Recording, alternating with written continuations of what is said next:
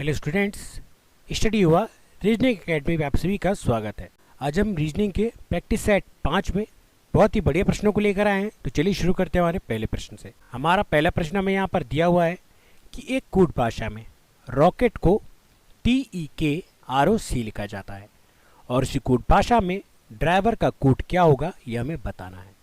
तो बहुत ही सिंपल है। हम सबसे पहले हम क्या करेंगे कि हम पहले इन शब्दों को चेक करते हैं। तो यहाँ पर सबसे पहले हम लिखते हैं रॉकेट, जिसे कूट भाषा में क्या लिखा गया है TEKROC। अब कैसे लिखा गया है दोस्तों ये चेक करते हैं। तो R यहाँ पर पहला वर्ड है और यहाँ पर यह आकर कौन सा वर्ड हो जा रहा है, यहाँ पर आकर यह चौथा वर्ड हो जा रहा है। ठीक इसी प्रकार O यहाँ पर दूसरा वर्ड है और यहाँ पर आकर यह पांचवा वर्ड हो जा रहा है। C यहाँ पर तीसरा वर्ड है, यहाँ पर आकर यह छठा वर्ड हो जा रहा है। तो सिंपली यहाँ पर क्या किया गया है दोस्तों कि पहले जो 3 अक्षर है उनको बाद के 3 अक्षर बना दिए गए हैं। इसके बाद अगर चेक करें तो के यहाँ पर क्या है दोस्तों, के यहाँ पर चौथा अक्षर है तो यहाँ पर आकर यह तीसरा अक्षर हो जाएगा। ई यहाँ पर पांचवा अक्षर है तो यहाँ पर आकर यह दूसरा अक्षर हो जाएगा और टी यहाँ पर छठा अक्षर है तो यहाँ पर आकर यह पहला हो जाएगा। तो दोस्तों यहाँ पर सिंपल सा क्रॉस का रूल अप्लाई किया गया है, जिसको हम ड्राइवर में देखते हैं। तो ड्राइवर में क्या किया गया है दोस्तों यहाँ पर कि डी यहाँ पर पहला लेटर है, तो पहले लेटर को वहाँ पर क्या किया गया था, पहले लेटर को वहाँ पर चौथा लेटर बनाया गया था, अर्थात वी के स्थान पर आ जाएगा यहाँ पर डी। आर को यहाँ पर दूसरा लेटर था तो आर को यहाँ पर पांचवा लेटर हम बना देते हैं, तो यहाँ पर आ जाएगा आर ई के स्थान पर। इसी प्रकार आई यहाँ पर तीसरा लेटर है तो यहाँ पर आकर यह हो जाएगा छठा लेटर, तो यहाँ पर हो जाएगा आई।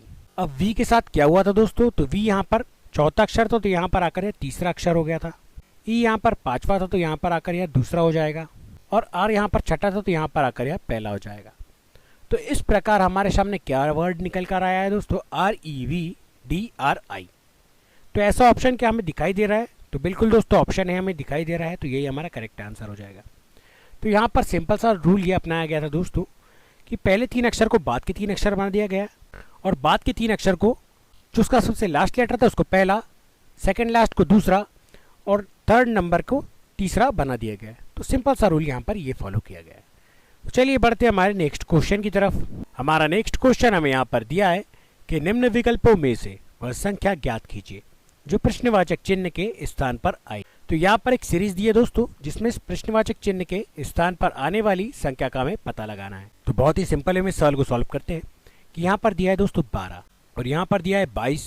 तो यदि 12 और 22 का डिफरेंस देखें तो यहाँ पर कितने का डिफरेंस है दोस्तों कि 12 में कितना जोड़ दिया जाए कि 22 प्राप्त हो जाए। तो 12 में हम यदि 10 को जोड़ दें तो हमें प्राप्त होता है 22। अब आगे चेक करते हैं दोस्तों। तो यहाँ पर दिया है 22 और यहाँ पर दिया है 42। तो 22 में कितना जोड़ दिया जाए कि 42 प्राप्त हो जाए। तो 22 में यदि हम 20 जोड़ दें तो हमें प्राप्त हो जाएगा 42। अब आगे चेक कर लेते हैं। तो 42 और 72, तो 42 में कितना जोड़ा गया कि दोस्तों 72 प्राप्त हुआ है।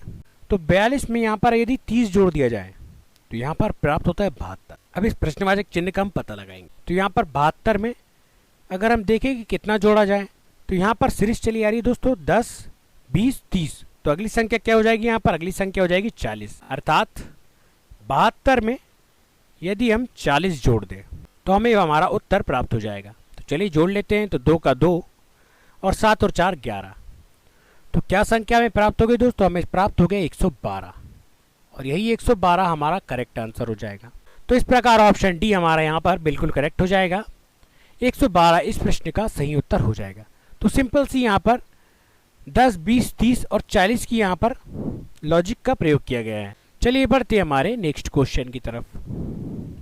हमारा नेक्स्ट क्वेश्चन हमें यहाँ पर दिया हुआ है कि निम्न आकृति में कितने वर्ग हैं।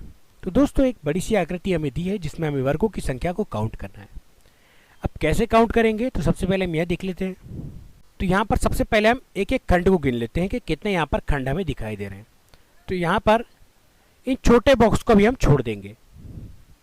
तो यहाँ पर ये हो गया एक खंड, दूसरा खंड, तीसरा खंड, चौथा खंड, पांचवा खंड, आगे भी काउंट कर लेते हैं, छठा खंड, सातवां खंड, आठवां खंड और ये 9वां खंड। तो टोटल अभी तक कितने वर्ग मिले हमें दोस्तों, 9 वर्ग मिले। अब आगे अगर हम देखें तो एक वर्ग दोस्तों ये हो जाएगा और एक वर्ग ये हो जाएगा, अर्थात ये हो जाएगा 10वां वर्ग और ये हो जाएगा 11वां वर्ग। तो ये 2 और मिल चुके हैं दोस्तों। तो अब संख्या क्या होगी, अब संख्या होगी 11।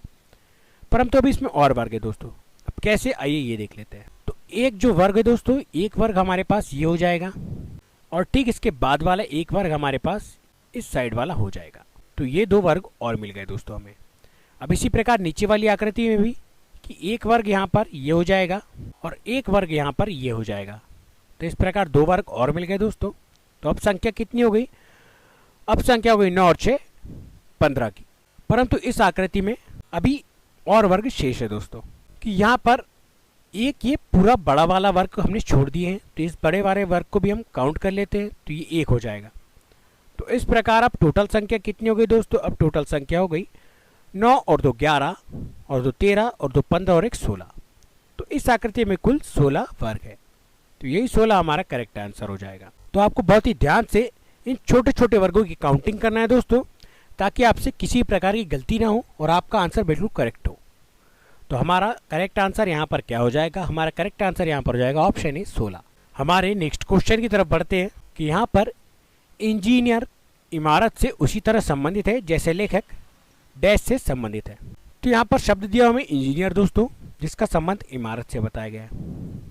तो यदि हम यहाँ पर संबंध देखें तो इंजीनियर क्या करता है दोस्तों? इमारत बनवाता है, अर्थात इंजीनियर इमारत का निर्माण करता है। तो लेखक किस चीज का निर्माण करता है दोस्तों? अर्थात लेखक क्या लिखता है या क्या बनाता है? तो लेखक बनाता है किताब। क्या बनाता है दोस्तों? किताब या पुस्तक। तो क्या ऐसा ऑप्शन हमें दिखाई दे रहा है दोस्तों? ऑप्शन में चेक कर लेते हैं। तो यहाँ पर हमारा पहला ऑप्शन है शाही, तो ये तो नहीं होगा दोस्तों। दूसरा ऑप्शन है कागज, तो ये भी नहीं होगा। तीसरा ऑप्शन है दोस्तों किताब, और यही हमारा करेक्ट आंसर हो जाएगा। अब चौथा ऑप्शन अगर हम चेक करें तो यहाँ पर कलम दिया है दोस्तों। तो लेखक कलम नहीं बनाता, लेखक कलम से लिखता है। तो यह भी हमारा करेक्ट आंसर नहीं होगा। तो इस प्रकार हमें एक ही ऑप्शन करेक्ट मिला है दोस्तों, ऑप्शन सी हमारा किताब बिल्कुल करेक्ट आंसर हो जाएगा। कि जिस प्रकार इंजीनियर इमारत से संबंधित है, उसी प्रकार लेखक किताब से संबंधित है। चलिए बढ़ते हैं हमारे नेक्स्ट क्वेश्चन की तरफ। हमारा नेक्स्ट क्वेश्चन हमें यहाँ पर दिया है कि निम्न शब्दों को तार्किक और सार्थक क्रम में व्यवस्थित कीजिए। तो यहाँ पर कुछ शब्द श्रृंखला में दिए दोस्तों, जिसको हमें क्रमानुसार जमाना है। अब किस क्रम में जमाना है आइए ये देख लेते हैं। तो यहाँ पर हमें दिया है दोस्तों बंदर, हाथी, चूहा, मक्खी और शेर। तो इसको हम कैसे जमाएंगे दोस्तों? तो सबसे पहले यदि हम अगर इसमें देखें तो सबसे छोटा इसमें कौन है? क्या बंदर सबसे छोटा है, हाथी सबसे छोटा है, चूहा सबसे छोटा है, मक्खी सबसे छोटी है या शेर सबसे छोटा है? तो इसमें सबसे छोटा है दोस्तों मक्खी। तो मक्खी का नंबर क्या है? मक्खी का नंबर है 4। अब इसके बाद मक्खी से बड़ा कौन है दोस्तों? मक्खी से बड़ा है चूहा, और चूहे का नंबर है यहाँ पर 3। तो इस 3 को हम यहाँ पर लिख लेते हैं। अब इसके बाद अगला है दोस्तों, इससे बड़ा क्या होगा? चूहे से बड़ा होता है बंदर। तो बंदर यहाँ पर बंदर का नंबर अगला हो जाएगा। अब बंदर से बड़ा कौन होता है दोस्तों? बंदर से बड़ा होता है शेर। तो शेर का यहाँ पर नंबर है 5, और शेर से बड़ा होता है हाथी। तो अगला नंबर हो जाएगा यहाँ पर 2, हाथी। तो क्या नंबर निकल कर आया दोस्तों हमारे पास? 4 3 1 5 2। क्या इस प्रकार ऑप्शन हमें दिखाई दे रहा है? तो बिल्कुल दोस्तों ऑप्शन भी हमें दिखाई दे रहा है। तो यही हमारा करेक्ट आंसर हो जाएगा। 4 3 1 5 2 इस प्रश्न का सही उत्तर होगा। कि सबसे छोटा होता है मक्खी, मक्खी से बड़ा होता है चूहा, चूहा से बड़ा होता है बंदर, बंदर से बड़ा होता है शेर, और शेर से बड़ा होता है हाथी। तो ये क्रम यहाँ पर बिल्कुल करेक्ट हुआ दोस्तों। हमारा नेक्स्ट क्वेश्चन हमें यहाँ पर दिया हुआ है कि निम्न विकल्पों में से वह संख्या ज्ञात कीजिए जो प्रश्नवाचक चिन्ह के स्थान पर आएगी। तो इस प्रश्नवाचक चिन्ह के स्थान पर आने वाली संख्या का हमें पता लगाना है। तो यहाँ पर दोस्तों यदि हम चेक करें तो यहाँ पर दिया है 2 4 7 12 19 और 30। सबसे पहले हमारे पहले अक्षरों को चेक कर लेते हैं। यहाँ पर है 2 और यहाँ पर है 4। तो 2 से कितना बड़ा है दोस्तों? 4। तो 2 से यदि हम देखें तो 2 से बड़ा है, 2 अंक बड़ा है 4, अर्थात 2 में यदि 2 जोड़ दिया जाए 4 हो जाता है। अब 4 और 7 का अंतर हम देख लेते हैं। तो 4 में कितना जोड़ा जाए कि यहाँ पर 7 हो जाए? तो 4 में हम जोड़ देते हैं यहाँ पर 3, तो यहाँ पर हो जाएगा 7। अब 7 और 12 का हम यहाँ पर देख लेते हैं।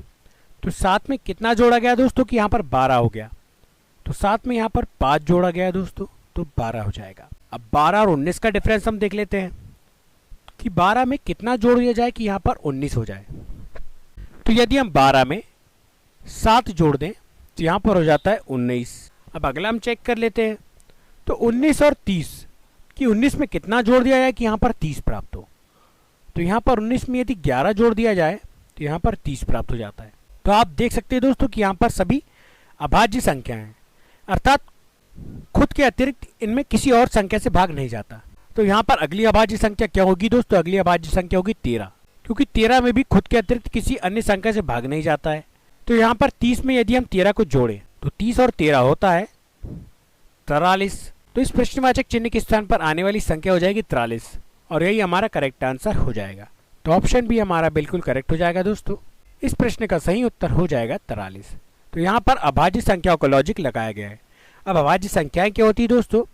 अभाज्य संख्याएं वह संख्याएं होती है जिनमें अपने स्वयं के अतिरिक्त किसी अन्य संख्या से भाग न जाए। क्या 2 में किसी अन्य संख्या का भाग जाता है? तो हम यहाँ पर 1 की बात नहीं कर रहे हैं दोस्तों, क्योंकि 1 का भाग तो सभी में जाता है। हम 1 के अतिरिक्त बात कर रहे हैं। चलिए बढ़ते हैं हमारे नेक्स्ट क्वेश्चन की तरफ। अब इसकी अगर बात करें कि निम्न आकृति में कितने वर्ग हैं, हमारा अगला प्रश्न है दोस्तों कि निम्न आकृति में कितने त्रिभुज हैं। तो यहाँ पर ये जो आकृति दी है दोस्तों, इसमें हमें त्रिभुजों की संख्या ज्ञात करना है। तो आकृति थोड़ी डिफरेंट है दोस्तों, तो बहुत ध्यान से इसमें हमें काउंट करना होगा।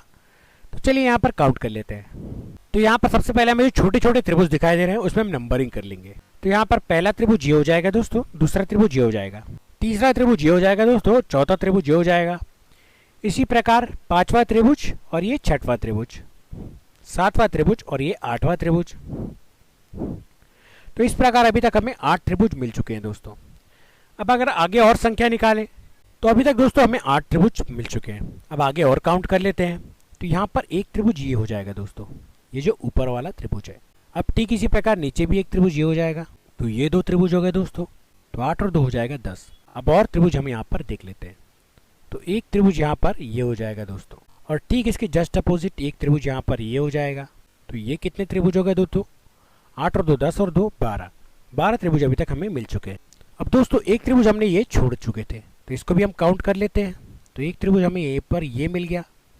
तो इस प्रकार इस आकृति में कुल कितने त्रिभुज हो गए दोस्तों? 8 और 2 10 और 2 12 और 1 13। तो कुल इस आकृति में त्रिभुजों की संख्या होगी 13 और यही हमारा करेक्ट आंसर हो जाएगा। तो इस प्रकार हमारा ऑप्शन ए बिल्कुल करेक्ट हो जाएगा। निम्नाकृति में त्रिभुजों की संख्या हो जाएगी 13। हमारा अगला प्रश्न हमें यहाँ पर दिया हुआ है कि निम्नलिखित 4 संख्याओं में 3 संख्या एक निश्चित तरीके से एक जैसे और एक अलग है, तो उस अलग संख्या का चयन करना है। तो दोस्तों यहाँ पर हमें 4 संख्याएं दी है ऑप्शन में, जिसमें से एक संख्या इन तीनों संख्याओं से भिन्न है, जिसका हमें पता लगाना है। अब कैसे देखते हैं, आइए दोस्तों। तो यहाँ पर है दोस्तों पहली संख्या 13, दूसरी संख्या है 51, तीसरी संख्या है 17 और चौथी संख्या है 23। तो यदि हम देखें दोस्तों तो 13 में किसी संख्या का भाग जाता है क्या? तो नहीं दोस्तों, किसी संख्या का भाग नहीं जाता 13 में। अब अगर बात करें 17 की, तो 17 में किसी संख्या का भाग जाता है क्या? तो नहीं, यहाँ पर 17 में किसी संख्या का भाग नहीं जाता है। तो 17 में भी किसी संख्या का भाग नहीं जाता है दोस्तों। अब यहाँ पर अगली संख्या हमारी 23 है। अब क्या 23 में किसी संख्या का भाग जाता है? तो नहीं दोस्तों, 23 में भी खुद के अतिरिक्त किसी संख्या का भाग नहीं जाता है। यहाँ पर हम एक की बात नहीं करें दोस्तों, क्योंकि एक जो संख्या है उसमें सभी का भाग जाता है, तो एक की हम यहाँ पर बात नहीं कर रहे हैं। तो ये तीनों संख्याएं ऐसी है जिसमें खुद के अतिरिक्त किसी संख्या का भाग नहीं जाता है। अब यहाँ पर है दोस्तों 51। अब यदि 51 की बात करें तो 51 यहाँ पर 3 से भागित हो जाता है, अर्थात अगर 51 को 3 से भाग दिया जाए तो यहाँ पर 17 प्राप्त होता है। तो 51 इन 3 सभी संख्याओं से डिफरेंट है, क्योंकि 51 में 51 के अतिरिक्त अन्य संख्या से भी भाग जाता है। तो इस प्रकार हमारा जो आंसर है वह क्या हो जाएगा दोस्तों? हमारा आंसर हो जाएगा ऑप्शन बी 51। हमें अलग संख्या छांटने कहा गया था, तो अलग संख्या इन तीनों में से हो जाएगी 51, क्योंकि बाकी 3 संख्याएं अभाज्य है दोस्तों, लेकिन जो 51 है वह भाज्य संख्या है, अर्थात उसमें भाग जाता है। चलिए बढ़ते हैं हमारे नेक्स्ट क्वेश्चन की तरफ। हमारा अगला प्रश्न हमें यहाँ पर दिया हुआ है कि निम्न विकल्पों में से वह संख्या ज्ञात कीजिए जो प्रश्नवाचक चिन्ह के स्थान पर आएगी। तो यहाँ पर हमें कुछ सीरीज दी है दोस्तों, जिसमें 7 9 12 17 24 और 35 दिया है। अब यहाँ पर अगर इस सीरीज को देखें हम, तो 7 और 9 दिया है दोस्तों। तो 7 से कितना अधिक है दोस्तों? 9। तो 7 से 2 अधिक है 9, अर्थात 7 में 2 जोड़ा जाए तो 9 प्राप्त हो जाएगा। अब 9 और 12 देख लेते हैं। तो 9 में कितना जोड़ा जाए कि यहाँ पर 12 प्राप्त हो? तो 9 में यदि हम 3 को जोड़ दें, कितना प्राप्त हो जाता है दोस्तों? 12 प्राप्त हो जाता है। अब 12 और 17 की बात करें तो 12 में कितना जोड़ा गया कि 17 प्राप्त हुआ? तो 12 में यदि 5 को जोड़ा जाए तो 17 प्राप्त होता है। अब 17 और 24 की बात करें तो 17 में यदि 7 जोड़ दिया जाए, कितना जोड़ दिया जाए दोस्तों? 7 जोड़ दिया जाए, तो यहाँ पर प्राप्त होता है 24। अब 24 में कितना जोड़ा जाए कि 35 प्राप्त हो दोस्तों? तो 24 में यदि 11 जोड़ दिया जाए तो 35 प्राप्त हो जाता है। तो आप अगर यहाँ पर ध्यान से देख रहे होंगे तो यहाँ पर दिया दोस्तों 2, 3, 5, 7 और 11 जो कि सभी अभाज्य संख्या हैं। तो यहाँ पर अभाज्य संख्या को लॉजिक लगाया गया है कि यहाँ पर 2, 3, 5, 7 और 11। तो इसके बाद अगली अभाज्य संख्या क्या होती है दोस्तों? इसके बाद अगली अभाज्य संख्या होती है 13। अर्थात यदि 35 में हम 13 को जोड़ देंगे तो हमें अगली जो संख्या है सीरीज की वह प्राप्त हो जाएगी। तो चलिए जोड़ लेते हैं। तो 5 और 3 होता है 8, 3 और 1 होता है 4। तो यहाँ पर जो हमारा आंसर हो जाएगा वह कितना हो जाएगा? हमारा आंसर हो जाएगा 48, जो कि हमारा बिल्कुल करेक्ट आंसर होगा। और इस प्रकार का ऑप्शन ए जो दिखाई दे रहा है वह बिल्कुल करेक्ट हो जाएगा। तो दोस्तों इस प्रकार के प्रश्नों में आप अभाज्य संख्या आपको पता होना चाहिए। अभाज्य संख्या वह संख्या होती है जिसमें खुद के अतिरिक्त किसी अन्य संख्या से भाग नहीं जाता है। हमारा अगला प्रश्न हमें यहाँ पर दिया है कि निम्न आकृति में कितने वर्ग है। तो यहाँ पर एक आकृति दी है दोस्तों हमें, जिसमें हमें वर्गों की संख्या काउंट करके बताना है। इसको हम काउंट कर लेते हैं। सबसे पहले हम छोटे छोटे वर्गों को काउंट कर लेते हैं। तो यहाँ पर सबसे छोटा वर्ग हमें एक ये दिया है, एक वर्ग ये हो गया, एक वर्ग ये हो गया, तीसरा वर्ग ये हो जाएगा, चौथा वर्ग ये हो जाएगा और पांचवा वर्ग यहाँ पर ये हो जाएगा। तो ये टोटल कितने वर्ग हो गए दोस्तों? ये 5 वर्ग हो गए। अब बड़े बड़े वर्गों को काउंट कर लेते हैं।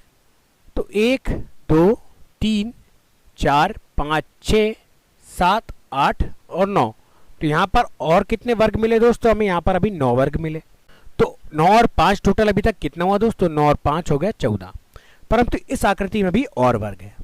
अब कैसे, आइए वह देख लेते हैं। तो सबसे पहले एक वर्ग यहाँ पर ये हो जाएगा दोस्तों। इसके बाद अगला वर्ग एक यहाँ पर ये हो जाएगा। तो ये 2 वर्ग हो गए दोस्तों। अब इसके बाद अगले वर्ग की अगर बात करें तो एक वर्ग यहाँ पर ये हो जाएगा और एक वर्ग इसके बाद वाला यहाँ पर ये हो जाएगा। तो ये और कितने हो गए दोस्तों? ये दो वर्ग और मिल गए हमें। अब इसके बाद एक बड़ा वाला वर्ग को हमने छोड़ चुके हैं, तो इसको भी हम काउंट कर लेंगे। तो इस प्रकार अब टोटल कितना हो जाएगा दोस्तों? 14 और 2 16 और 2 18 और 1 19। तो ये 19 हमारा बिल्कुल परफेक्ट आंसर हो जाएगा। ऑप्शन डी इस प्रकार हमारा बिल्कुल करेक्ट हो जाएगा दोस्तों। इस जो आकृति हमें दी थी इसमें कुल वर्गों की संख्या है 19। तो दोस्तों आज के वीडियो में बस इतना ही। अगर आपको हमारा वीडियो पसंद आया तो हमारे वीडियो को लाइक कीजिए, चैनल को सब्सक्राइब कीजिए और अपने दोस्तों के साथ शेयर कीजिए। और आगे भी ऐसे रीजनिंग के इंपॉर्टेंट वीडियोस पाने के लिए हमारे चैनल से जुड़े रहिए। आगे भी हम रेगुलर आपके लिए रीजनिंग की प्रैक्टिस सेट लेकर आते रहेंगे। तो हमारी वीडियो से जुड़े रहिए। वीडियो देखने के लिए धन्यवाद।